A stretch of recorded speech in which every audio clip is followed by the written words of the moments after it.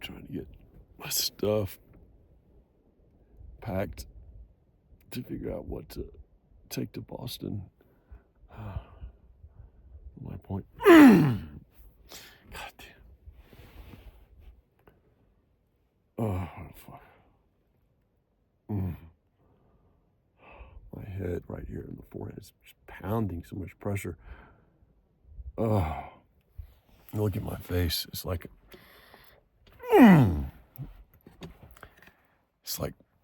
it feels like a mast cell reaction.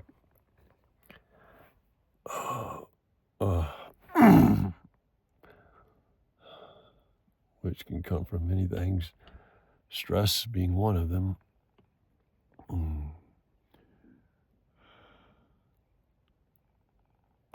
My hormones have been, testosterone's been high, but maybe because of toxins in my body, it's being aromatized to estrogen. I also still have positive IgG titers, which can mean a past infection or a chronic infection, which was not indicated on a psychological evaluation that I was coerced to go to by my family, or they would withdraw financial support from me if I did not. Even though I told them I already had infections, I told Dell Medical that. I told them if I was required to do another neuropsychological evaluation, which I've already had to get on disability, that I would require more Adderall, up to maybe 120 milligrams, which literally while I was having the evaluation, I had to lay down during a break on the sofa and started having these spasms again because I was stressing my brain. And so when the evaluator came back, I had to take Adderall just to be able to complete it. And she made note of that. And then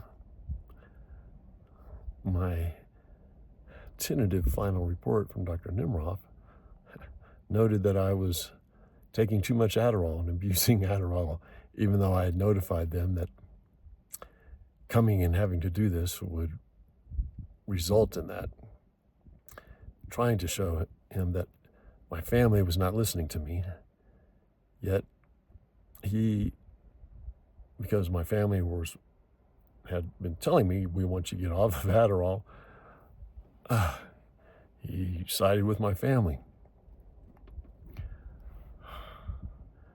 And there's no way that a doctor could do that unless there was outside influence. And the fact that one of their advisory board members that arranged my meeting is a friend of my sister and brother-in-law who wanted me to have this evaluation done. And my parents agreed, and they all did. And they paid $15,000 for it. That's evidence of outside influence and conflict of interest.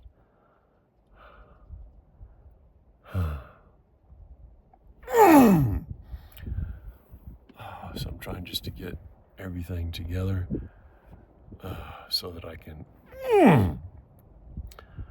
I think I can get to Boston. I think that also I've had a cerebral spinal fluid leak in the past, and whenever I'm upright, my headache gets worse.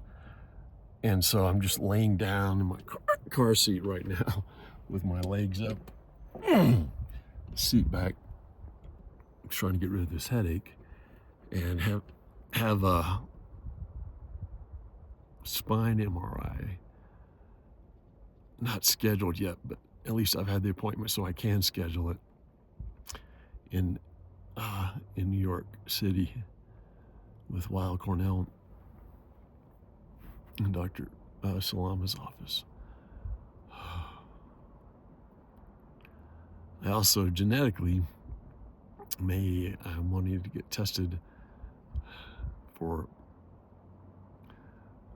partial or mild androgen insensitivity syndrome, which could indicate why at certain times, especially when I am exposed to certain things